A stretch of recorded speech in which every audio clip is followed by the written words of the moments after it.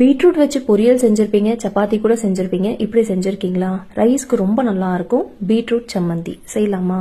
பேன்ல எண்ணெய் சேர்த்துட்டு கட் பண்ண பீட்ரூட் சேர்த்துக்கலாம். நல்லா சாஃப்ட் ஆகுற வரலையும் குக் பண்ணிட்டு இதுல காஞ்ச மிளகாய், இஞ்சி, புளி, வெங்காயம், கருவேப்பிலை சேர்த்துட்டு 3 நிமிஷம் வதக்கிக்கலாம்.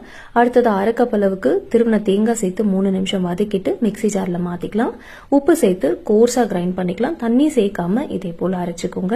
நல்ல சூடான ரைஸ்ல கொஞ்சமா நெய் சேர்த்து இந்த சம்மந்தி வச்சு சாப்பிடுங்க. ரொம்ப நல்லா இருக்கும். இட்லி தோசைக்கும் சூப்பரா இருக்கும். செஞ்சு பாருங்க. ரொம்ப சிம்பிளா லஞ்ச் செய்யணுமா? கேரளா ஸ்டைல்ல சம்மந்தி செய்யுங்க. ரைஸ்க்கு ரொம்ப நல்லா இருக்கும். ஈஸியா செய்யலாம். சட்டுன்னு வேலை முடிஞ்சிடும். ஒரு பேன்ல தேங்காய் எண்ணெய் சேர்த்துட்டு ஒரு வெங்காயம் சேர்த்துக்கலாம். நல்லா வதக்கிட்டு இதுல காஞ்ச மிளகாய், நெல்லிக்காய் சைஸ் அளவுக்கு புளி சேர்த்துக்கோங்க.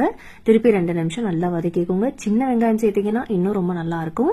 மிக்சி ஜார்ல சேர்த்துட்டு 1 இன்ச் அளவுக்கு இஞ்சி, கொஞ்சமா கருவேப்பிலை, ஜீரகம், தேவையான அளவு உப்பு, கட் பண்ண தேங்காய், ஒரே 1 டீஸ்பூன் மிளகாய் தூள் சேர்த்துட்டு கோர்ஸா கிரைண்ட் பண்ணிக்கலாம். தண்ணி சேர்க்க கூடாது. இப்படிதான் இருக்கணும் கன்சிஸ்டன்சி.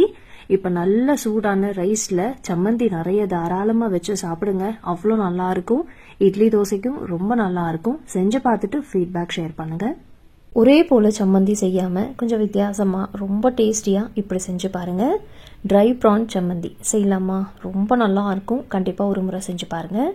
ஒரு பேன் எடுத்துக்கலாம். இதில் தேங்காய் எண்ணெய் சேர்த்துட்டு ட்ரை ப்ரான்ஸ் அரை கப் அளவுக்கு சேர்த்துக்கலாம். 2 நிமிஷம் வறுத்துக்கலாம். இப்போ இதில் காஞ்ச மிளகாய் சேர்த்துட்டு திருப்பி ஒரு 2 நிமிஷம் நல்லா வறுத்துக்கோங்க.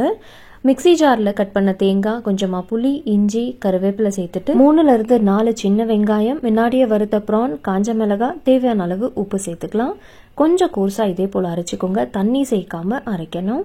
நல்லா சூடான ரைஸில் கொஞ்சமாக நல்லெண்ணெய் இல்லை நெய் சேர்த்துட்டு இந்த ப்ரான் சம்மந்தி வச்சு சாப்பிட்டு பாருங்க. ரொம்ப நல்லா இருக்கும். ஒரு முறை கண்டிப்பா செஞ்சு பாருங்க.